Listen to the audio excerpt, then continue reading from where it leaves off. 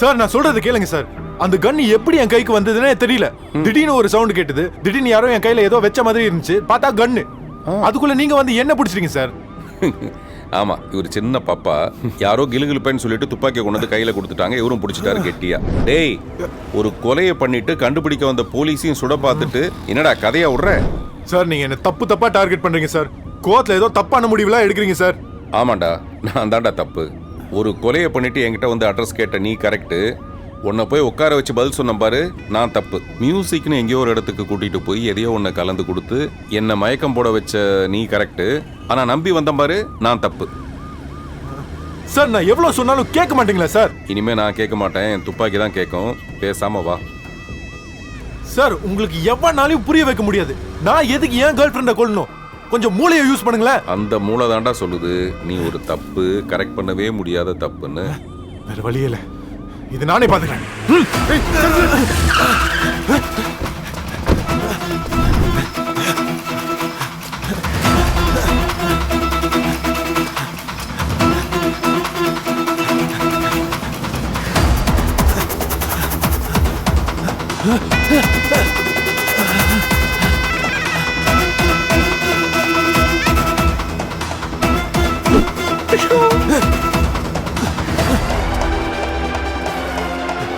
Sir என்ன sir வெறும் கையில சொல்றீங்க?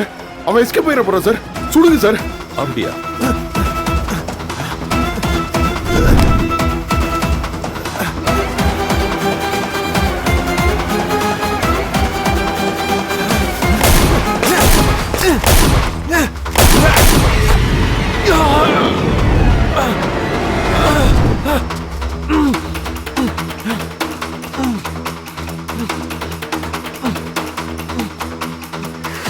சார் குறி மிஸ் ஆகி கையில போட்டு எஸ்கேப் ஆயிட்டான் சார். அப்போ என் குறி சரியா இருக்குன்னு தான் அர்த்தம். வினோதமா இருக்குல்ல?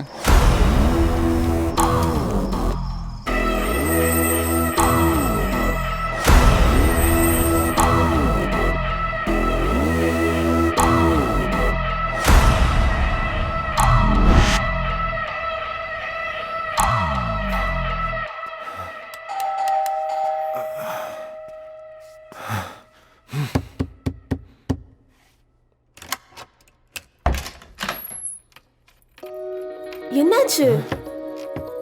இன்ஸ்பெக்டர் கதிரவேலன். நடக்கிறதெல்லாம் பார்த்தா பயமா இருக்கு. யார் சரி யார் தப்புன்னே தெரியல.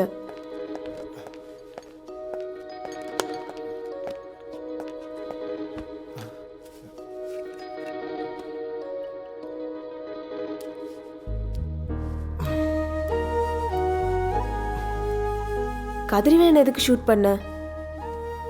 என்னாச்சு உனக்கு? நான் அவரை சொல்லல. அந்த கிளப்ல ஏதோ பிரச்சனை இருக்கு. சுட்டவன் கன்னு ஏன் கையில கொடுத்துட்டான். ஆக்சுவலா நான் ஏன் இங்க வந்தேன்னா உன்கிட்ட கொஞ்சம் இன்ஃபர்மேஷன் தேவை. கதிரவேலன் ஏன் உன்னை சந்தேகப்படுறாரு? ராகவியை உண்மையதான் லவ் பண்ணியா? என் எதிரி கூட இந்த மாதிரி ஒரு சூழ்நிலை வரக்கூடாது. கதிரவேலனுக்கு தான் புரியல. உனக்குமா புரியல? முதல் சந்திப்பு எனக்கு ஒரு ராகவிக்கும் பிரச்சனையில் தான் முடிஞ்சது. ரெண்டாவது சந்திப்பும் ஒரு பிரச்சனையில் தான் ஆரம்பிச்சது.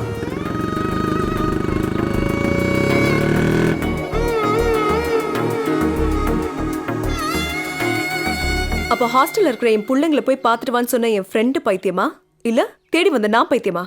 அதெல்லாம் எனக்கு தெரியாது மேடம். 4000 பேர் படிக்கிற ஸ்கூல் இது. லீவ் விட்டாச்சு. நீங்க நினைக்கிற மாதிரி இங்க யாரும் இல்லைன்னு சொன்னா புரிஞ்சுக்காம சும்மா நோய் நோய் நோய். உண்மை புரியாம ஏயா உசுர வாங்குற? ஏய், நீ எப்படிங்க? ஏன் நான் இங்க வரக்கூடாதா? ஸ்கூல் செக்ரட்டரி என் கிளையண்ட், அவர் பார்க்க வந்திருக்கேன். What's the problem? நம்ம பிள்ளைங்க உள்ள இருக்காங்க நினைச்சிட்டு பார்க்கணும்னு அடம் பிடிக்கிறாங்க தம்பி. லீவ் விட்டாச்சுன்னு சொன்னா கேட்க மாட்டேங்கிறாங்க. ஏன் பிள்ளைங்க இல்ல, என் ஃப்ரெண்டோட பிள்ளைங்க. அவ ஆஸ்திரேலியா போய் 2 வருஷம் ஆச்சு. ஹாஸ்டல்ல போட்டு போன பிள்ளைங்களை பார்க்க முடியாம தவிக்கிறா.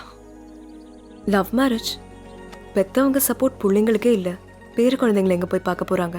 நீயாவது கொஞ்சம் போய் பாருடின்னு சொன்னா இந்த ஆளு உள்ள விட மாட்டேங்கிறான்.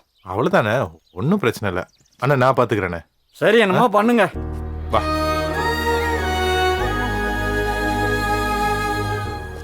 அம்மானு கூப்பிடுற வயசுல, அழகா ரைம் சொல்லி கேட்க வேண்டிய வயசுல, ஹாஸ்டல்ல போட்டு சம்பாதிச்சு என்னதான் பண்ண போறாங்களோ தெரியல. 4000 பேர் படிக்கிற இந்த ஸ்கூல்ல இப்ப யாருமே இல்ல. பூத் பங்களா மாதிரி இருக்கிற இந்த பில்டிங்ல இந்த 2 குழந்தைங்க மட்டும் மாட்டிட்டு இருக்குங்க.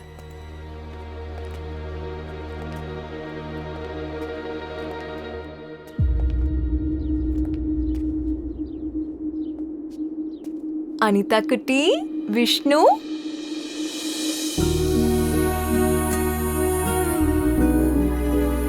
ஐ ஆன்ட்டி ஐ ஆன்ட்டி ஹாய். ஆன்ட்டி ஆன்ட்டி எங்களுக்கு இங்க தனியா இருக்க பயமா இருக்கு ஆன்ட்டி எங்களை கூட்டிட்டு போயிடுங்க ஆன்ட்டி அச்சச்சோ, அதான் ஆண்டி வந்துட்டல, அழக்கூடாது. உட்காருங்க. ஹலோ தம்பி. ஒரு உன் பேர் என்ன? Surprise. K Vishnu chocolate. I mean don't worry செல்லம், இன்னும் ஒரே மாசத்துல அம்மா வந்துருவாங்க. அதுக்கு நான் கேரண்டி. Okay, good good. ஆ, தனியா இருக்க பயமா இல்லைல்ல? இல்ல ஆன்ட்டி நைட்டு மட்டும் ஒருத்தர் வந்து படுத்துப்பாரு ஆன்ட்டி வராண்டால we feel lonely aunty lonely எல்லாம் இல்ல. ஜீசஸ் எப்பவும் உங்க கூடவே இருப்பாரு. எதுக்கும் பயப்படக்கூடாது, சரியா?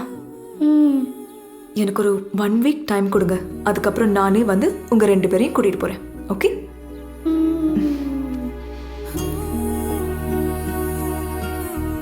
ஆண்டின்னு ஓடி வந்து காலை கட்டினப்போ பாவமா இருந்துச்சு. அந்த பிள்ளைங்க முன்னாடி உடைச்சு அழுதுடக்கூடாதுன்னு தான் கண்ட்ரோல் பண்ணிட்டு இருந்தேன்.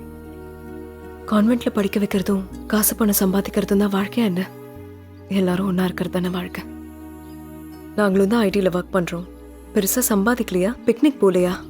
மெரினாலையும் அலை தான் அடிக்குது, மியாமி பீச்லயும் அலை தான் அடிக்குது.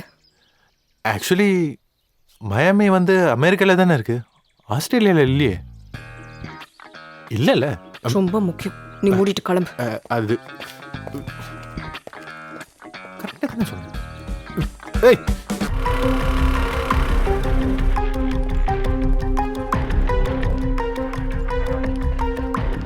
ராகவி கொடுக்க சொன்னா. அவங்க வரலையா?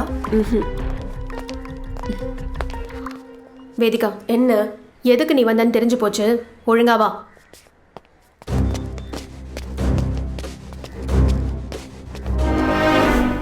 கொலையை பார்த்த ஆட்டோ டிரைவர் பாய்சன் சாப்பிட்டு சாவுறான். போலீஸையே லெட்டர் வச்சு மிரட்டுறானுங்க. போஸ்ட்மார்ட்டம் பண்ண டாக்டரோ அந்த பொண்ணு தப்பானவன் சொல்றாரு. கூடவே சுத்தின நகுலன் என்னை கொல்லவே பார்க்கறான். ஒரு சின்ன தடயம் கிடைச்சா கூட கொலைகாரன் குடலை உருவி மாலையா போட்டுருவேன். கேக்குறது உங்ககிட்ட அறிவில்ல? சொல்றீ, எதுக்கு வந்த? சார் வந்துட்டார்ல, சொல்லு. Sorry sir. இது ஹாஸ்பிட்டல், சத்தம் இல்லாம கேட்கணும். பதில் வரலனா சத்தமே இல்லாம க்ளோஸ் பண்ணிடணும். இப்படி இருந்தா கேட்காது. இப்ப கேக்குமே. சார், நான் இதுல தேவையில்லாம வந்து சிக்கிட்டேன். ராகவி பேஷண்ட்க்கு பணம் கொடுத்திருந்தான். அதை கட்டதான் நான் வந்தேன். நகுலன் கிட்டே இதுதான் சார் சொன்னேன். இதுக்கு மேல என்ன வேணா பண்ணிக்கோங்க. என்ன வேணா பண்ணலாமா சார்? அப்படின்னா சார், யாமினிங்கிற ஒரு பொண்ணுக்காக பணம் கட்டிருக்கா. விஸ்வநாதன்ங்கிற டாக்டர் தான் டீல் பண்ணிட்டு இருக்காரு. உள்ளதா இருக்காரு sir. Good morning sir. I am Kathirvelan, inspector of police. யாமினின்னு ஒரு பேஷண்ட்டுக்காக ராகவி பணம் கட்டியிருக்கிறதா சொன்னாங்க. அந்த கேஸ் பற்றின டீட்டெயில்ஸ் நான் தெரிஞ்சுக்கணும். போலீஸ் வரைக்கும் போயிடுச்சா? அவங்க யாமினிக்கு மட்டும் பணம் கட்டல, இன்னொரு பொண்ணுக்கும் கட்டியிருக்காங்க. அன்னைக்கு ராகவி அவங்கள கொண்டு வந்து அட்மிட் பண்ணப்ப ரொம்ப மோசமான கண்டிஷன்ல இருந்தாங்க. எப்படியாவது அவங்கள காப்பாத்திருங்கன்னு கதறி துடிச்சாங்க. ஆஸ் அ டாக்டரா அவங்களுக்கு என்ன பிரச்சனைன்னு எனக்கு புரியல. என்ன மாதிரி ட்ரீட்மெண்ட் கொடுக்கறதுன்னு தெரியல. இன்ஃபேக்ட் அந்த இன்னொரு பொண்ணு அன்னைக்கே கோமால இறந்துட்டாங்க. யாமினியே இப்ப 2 நாளா கோமால தான் இருக்காங்க. அவங்கள நான் கொஞ்சம் பார்க்கலாமா?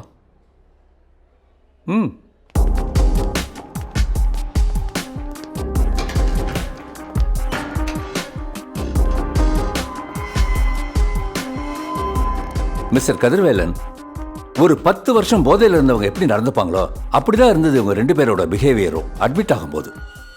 பட் சர்ப்ரைஸ் என்னன்னா, இவங்களை செக் பண்ணி பார்த்தா உடம்புல ஒரு துளி கூட ட்ரக் சிம்டம்ஸே இல்லை. யாரோ மெஸ்மரைஸ் பண்ணி அடிக்ட் ஆக்குன மாதிரி இருந்தது அவங்க பிஹேவியர் எல்லாம். டோட்டல் நர்வ் சிஸ்டமே கொலாப்ஸ் ஆகி போயிருந்தது. அப்பப்போ ராகவிக்கு இதெல்லாம் அப்டேட் பண்ணிட்டு தான் இருந்தோம். ஆமா, ராகவி எங்க? ஷீ இஸ் நோ மோர்.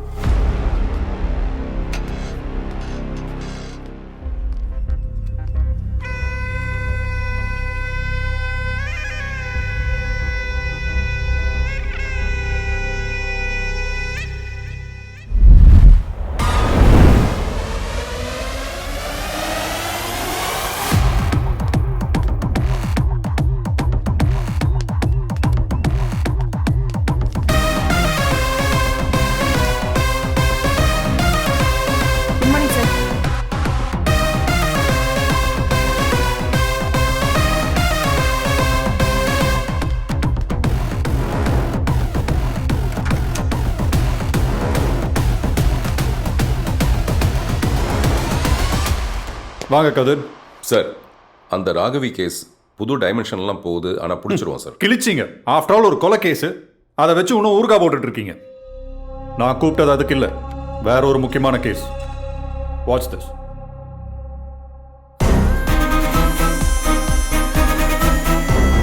லோகேஷ், நீங்க பிடிச்ச ஆளுதான்.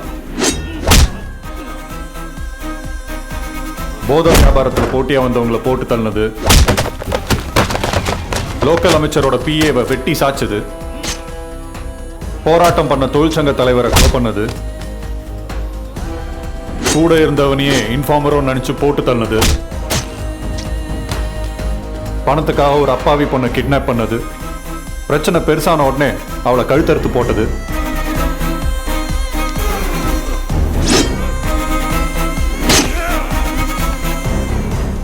இப்படி எல்லா கேஸுக்கும் ஆதாரம் சேகரிச்சு தான் அவனை போடுறதுக்கு ஆர்டர் வாங்கியிருக்கோம். இந்த லோகேஷை மே 29 நம்ம என்கவுண்டரில் போடலான்னு முடிவு பண்ணோம் சார். அப்போ நீங்கள் தான் வேணான்னு சொன்னீங்க. அன்னைக்கு வேற ப்ரெஷர், இன்னைக்கு வேற ப்ரெஷர். நாளைக்கு அவன் கேஸ் ஹியரிங்க்கு வருது. இந்த முறை பெயிலில் வந்துட்டனா நேஷனல் பார்ட்டி ஜாயின் பண்ணுறதா இருக்கான். அதான் அவன் கோர்ட்டுக்கு போகும்போதே போட்டுடலான்னு. மிஸ் ஆகாது இல்லை? போட்டுருவேல சார்?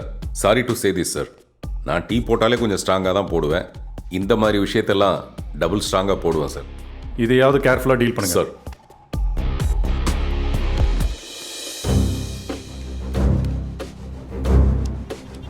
ராகவியோட கொலைகேஸுக்கு பின்னாடி வேற ஒரு டைமென்ஷன் இருக்குன்னு கமிஷனர்கிட்ட சொல்ல போனால் அதை அவர் சீரியஸாகவே எடுத்துக்க மாட்டேங்கிறாரு.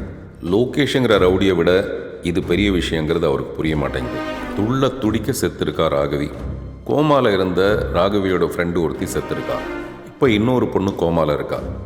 இன்னும் எத்தனை பேர் பாதிக்கப்பட்டிருக்காங்கன்னு தெரியல. ஏதோ ஒரு ரகசியம் தெரிஞ்சதுனால தான் ராகவியை கொலை பண்ணியிருக்காங்க. பாதிக்கப்பட்ட ஒரே ஒரு பொண்ணை நான் பிடிச்சிட்டேன்னா செத்தா அந்த கொலைகாரன்.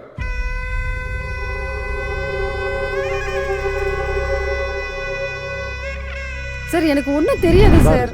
செல்வம்னா ஸ்டேட்ல இருந்து சென்ட்ரல் வரை நடுங்குவானுங்க. அந்த பொண்ணு வாயை திறக்க மாட்டேங்கிறா. ஒழுங்கா ஐயா கேட்கறதுக்கு பதில் சொல்லு சார். அந்த நர்ஸ் பேசுனது இவளோட தான்.